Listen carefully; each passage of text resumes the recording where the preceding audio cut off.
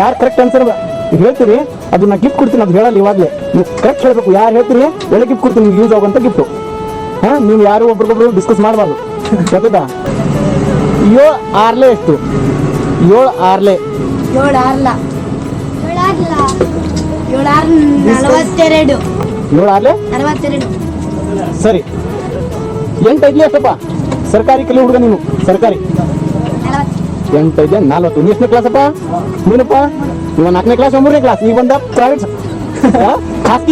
ಖಾಸಗಿ ಸ್ಕೂಲಲ್ಲಿ ಕಲಿಯುವಂತ ನಿನ್ನ ಮಗು ಎಷ್ಟನೇ ಕ್ಲಾಸಪ್ಪ? 7. 9 ಆರ್ಲೆ ಎಷ್ಟು? 12. 96, 12 ನೀನು ಇದು ಪ್ರೈವೇಟ್ ಕಲಿಯುವ ಮಗು. ನಿನ್ನ ಹೆಸರೇನಮ್ಮ? ವೈಷ್ಣವಿ. 6 7 ಎಷ್ಟು? ಯಾರು ಡಿಸ್ಕಸ್ ಬೇಡ. 6 7 ನಿಮ್ ರಿಸಲ್ಟ್ ಹೇಳ್ತೀನಿ ನೋಡಪ್ಪ. ಒಂದು ಒಳ್ಳೆ ಗಿಫ್ಟು. ಹಾ, ಒಳ್ಳೆ ಇದೆ, ಯೂಸ್ ಮಾಡ್ಕೋಬೇಕು. ಮತ್ತೆಲ್ಲ ತಿಪ್ಪಿ ಬಿಸಾಕಿ. ಹಾ, ಮುಂದೆ ಪೊಲೀಸ್ ಆಗ್ಬೇಕು, ನಾನು ಕಾಣ್ಬೇಕು ನೀನು ಮುಂದೆ. ಯಾರಪ್ಪ ನೀನು? ನಿನ್ನ ಹೆಸರೇನು? ನಂದ ಕಿಶೋರ್. ನಂದ ಕಿಶೋರ್, ನಿನಗೂ ಗಿಫ್ಟ್ ಆಯ್ತು. ಇನ್ನಂತದ್ದು ಇದು. ನಿನ್ನ ಹೆಸರೇನು?